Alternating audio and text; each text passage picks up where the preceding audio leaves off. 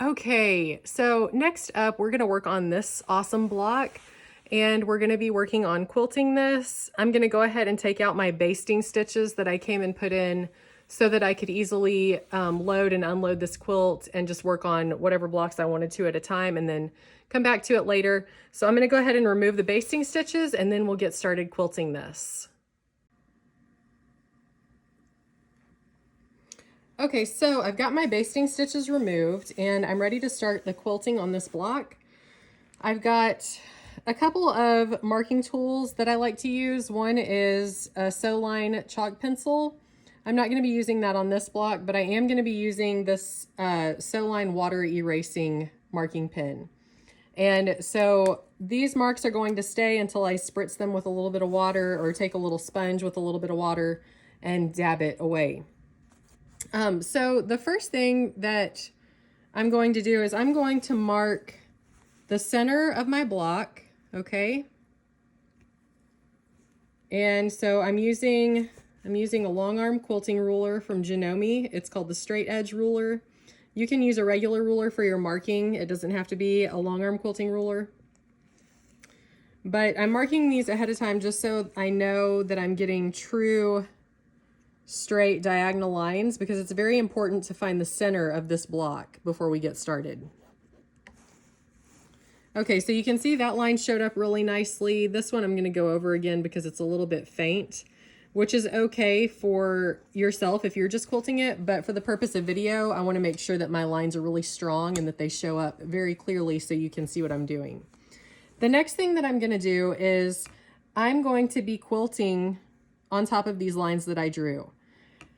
And I'm also going to quilt 3 echoing lines. So I'm going to have a line here, here, here. And so I want to make sure that these are all the same distance from the center on each of the quadrants that I just marked, okay? What I'm going to do is I want to make sure that the points of my lines are true and that they're all lined up. So I'm going to do dotted lines here so I know I'm not quilting these straight lines that I'm marking. These dots are just reference points for me, okay? And so what I'm going to do is I'm going to come over here and I'm going to count 2 of these lines on this ruler, so that's a 1/2 inch from the middle point that I've marked. And I'm going to make my reference line there, okay? I'm going to come down another 2 lines from that, and I'm going to mark that one. And then I'm going to come down another 2 lines from that, and then I'm going to mark that one. Now, I'm not sure if I like the spacing of those. I may want to see what it looks like when I space them out 3 at a time. And so I'm going to come back in white chalk so that I am able to tell the difference. And I'm going to mark so that it's 3/4 of an inch from that top line. Okay, you can see my white line right here. Then I'm going to mark 3/4 of an inch from that white line. Right there. Yes, I think I like that spacing a lot more. Okay, so on this one, I'm going to be marking this white line. I need to remember that I'm measuring that 3/4 of an inch from my center and then each white line, okay?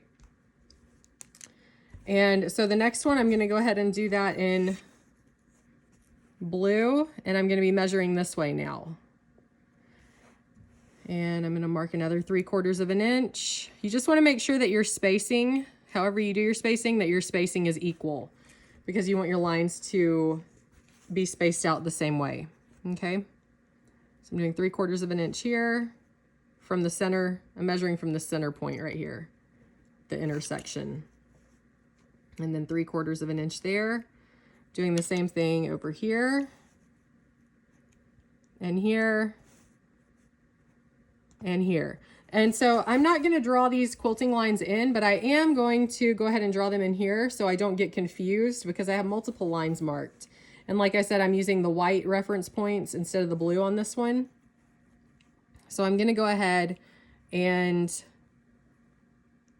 draw my straight lines so I know where I'm supposed to be quilting. And so I'm doing the outer edge of the square, drawing up to meet that white point, and then back out, okay? Very simple ruler work. It's not really intricate or complex except for this little bit of marking that we're doing ahead of time. You don't really have to do all this marking. The main thing that you would need to mark maybe as a reference is this white reference point so that you know what your spacing is going to be like. Otherwise, you can just line your ruler up and go. Okay, so this is going to be quilted on each one of these quadrants. Okay, so we've got that set up. The next thing that we need to do is we need to do the same thing out here. We're going to be doing a slightly different design out in the, this is the darker pink. Let's call this watermelon. This is like a watermelon color, kind of a hot pink. And so what I need to do is I need to find, I'm going to do my dots here again because I'm not going to be quilting these lines, but I do need that as a reference. Okay. So I'm going to go ahead and mark these dots here. Gonna mark it down here. And then up top also.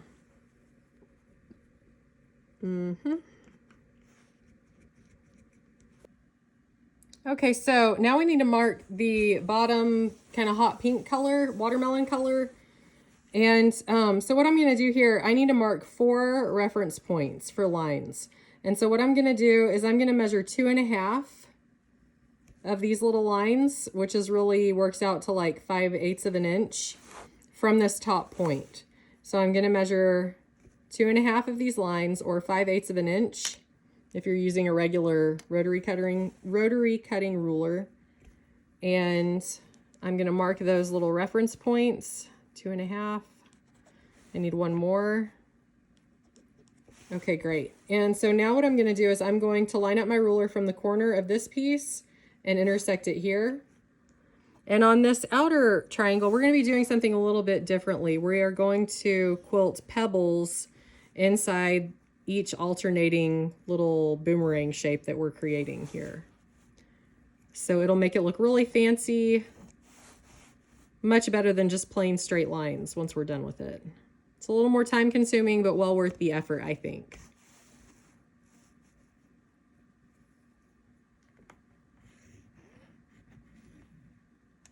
Awesome.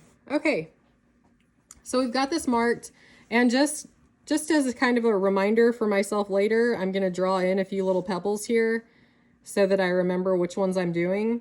So these are going to have little pebbles in them, and I'm leaving this unquilted as my little breathing room between my free motion quilting that's going to be here and my free motion and ruler work inside. Okay, so let's go ahead and get started. What I'm going to do first is I'm going to completely outline my block, and I'm going to come over here and I'm going to bring my thread, my bobbin thread up to the top, like so.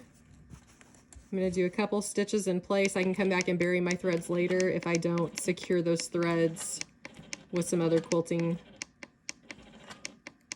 All right, and then we're off to the races. So I'm going to grab my ditch ruler, my Janome ditch ruler, and I'm going to quilt in the ditch of this sashing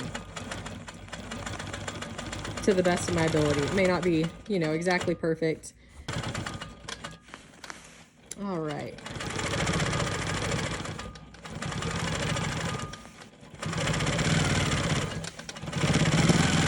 So the reason that I'm stitching the outline of this block first is to kind of stabilize this whole block before I start any of the quilting inside the block.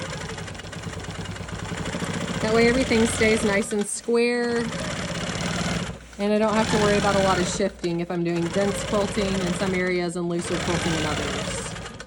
And now I'm going to stitch the perimeter of the colored portion of the patchwork. And so I'm using the stitch ruler because it's a little more difficult when you're stitching diagonal lines to do a good job without a ruler. Sometimes you can get away with not using a ruler, but I have a hard time making sure that my diagonal lines are really true straight lines, so that's why I'm using a ruler for this. Okay, now I'm going to go ahead and I'm going to quilt around the perimeter of this hot pink square in the center of my block. And again, I'm stitching the outlines of all of these components so that I know everything is stabilized and won't get distorted when I'm stitching these diagonal straight lines later. All right, and now I'm ready to start doing my my diagonal lines. And so what I'm going to do whenever I use this ditch ruler, it's important to know that I don't want to put the edge of my ruler so that it's connected with the point that I'm going to. I want to offset by about 1/4 of an inch. So you'll see as I'm approaching that my ruler is about 1/4 of an inch from my foot where I want the needle to go. Okay, and likewise here, I'm offsetting my ruler so that it's about 1/4 of an inch away from where this point is.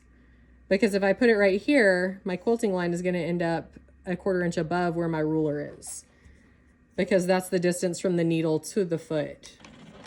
Okay, so let's go ahead and finish that quilting line.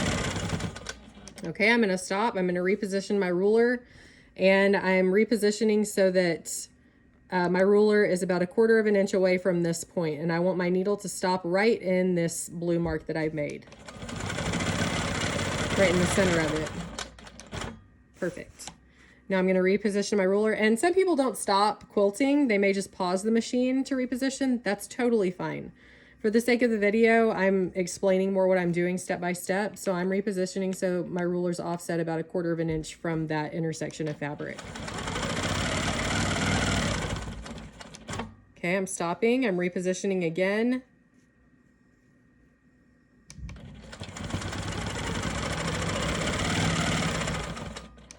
Okay, stopping again, repositioning again so that my ruler is 1/4 inch away from the fabric intersection.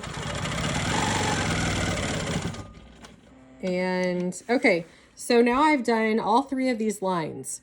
My next move is going to be to finish these lines here. And then we'll go from there. So I have not traced these lines in, but we're going to be doing the same method as before. So my ruler is going to be 1/4 of an inch away from the mark that I've made over here. So I'm stitching to the center of that mark. I'm stopping, and I am repositioning my ruler. Great. Okay, I'm repositioning again, and I want my ruler about 1/4 of an inch away from the mark that I made. So it's going to be right here. Repositioning again, 1/4 of an inch away from the fabric intersection. Okay, and I'm going to keep going like that.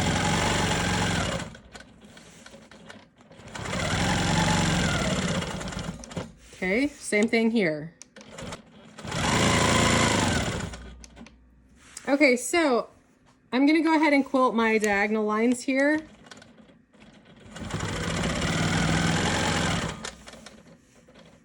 And you know, you do have the option, you don't have to quilt those if you don't want to, but I like the extra kind of explosive look of that. I really like how that looks. And let's see, I think I'm going to follow this line down. I'm stitching on top of a previously stitched line, okay? Now I'm going to finish up that diagonal. Awesome, okay. So now I'm ready to go ahead and quilt my lines that I drew here, my reference points. And these were 2.5 lines apart, or 5/8 of an inch apart. Okay, I'm quilting these exactly the same way that I did the hot pink center. And then I'm going to come back and I'm going to quilt pebbles inside 2 of these little boomerang shapes.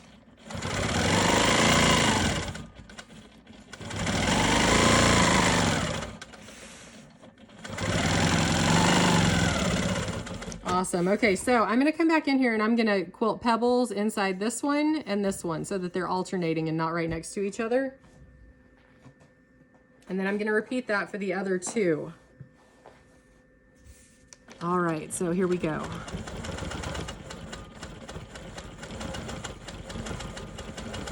And on these, you may need to bump up your stitches per inch just because of how tiny the space is. The tighter the curves that you're quilting, sometimes the higher your stitches per inch need to be. so that your curves look really smooth and not jagged. So if you're starting to get kind of a jagged curve on your pebbles, you know it's time to bump up your stitches per inch. I'm at a 13 stitches per inch, and it probably wouldn't hurt me to go to 14 or 15. Okay, now I'm gonna alternate. And some of these pebbles are kind of flat, but that's okay. I'm just trying to fill this boomerang space.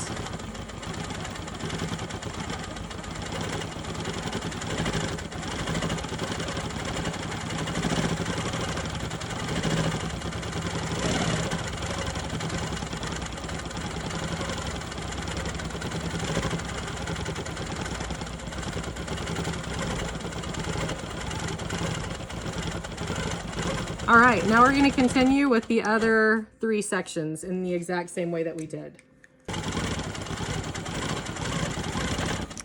Okay, so we're done with that. Now we're going to go ahead and do our smoky swirl in the background of all of these. So in the low volume, I'm just going to do my laid back smoky swirl. So I'm going in and then echoing around what I've just quilted. So I'm making kind of a modified S shape, curling inward, making a little hook, back out, back in, and then echoing around.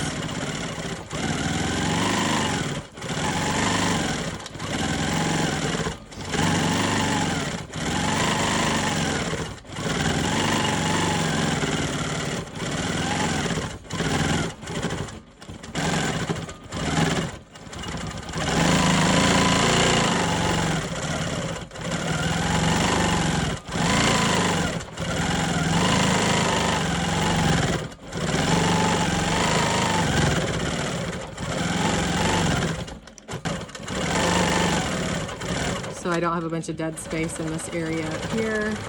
I'm gonna do a little echo, same here. Okay, and I need to reposition a little bit. Here we go.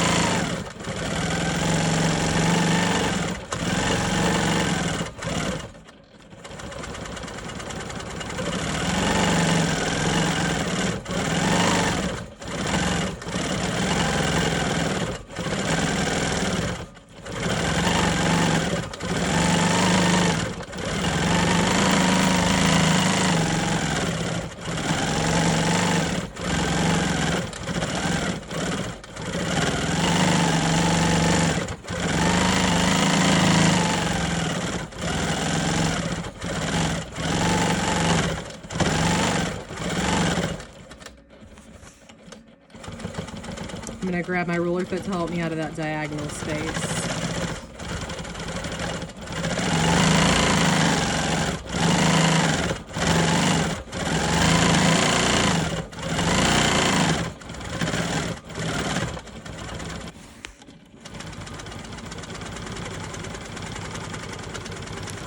Nice and slow here.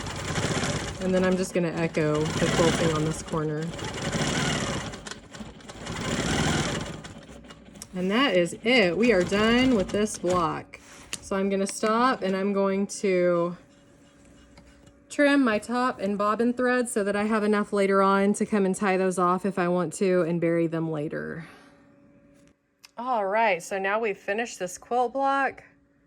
Oh, it looks so good, especially next to the little leaf one that we already did. Love that ruler work in combination with those pebbles. Just really, really are awesome. And the smoky swirls for the low volume looks really good too. All right, so we're done with that block.